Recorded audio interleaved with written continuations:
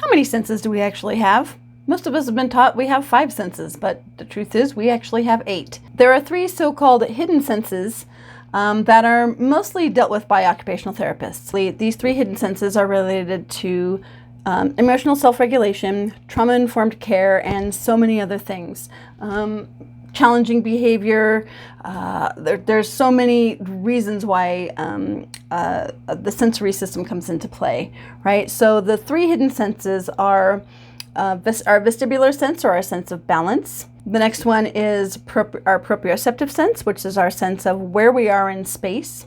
And the third sense is our sense of interoception, which is what's happening inside our body. So, if you have a stomach ache, or you have to go to the bathroom, or you're hungry, that's all in our interoceptive sense telling us what's going on.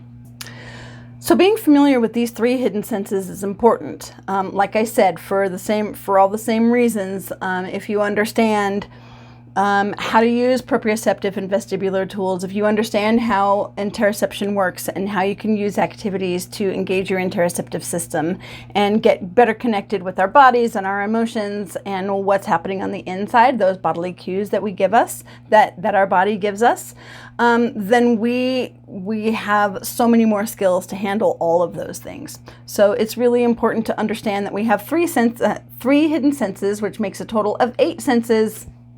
8 senses, not 5.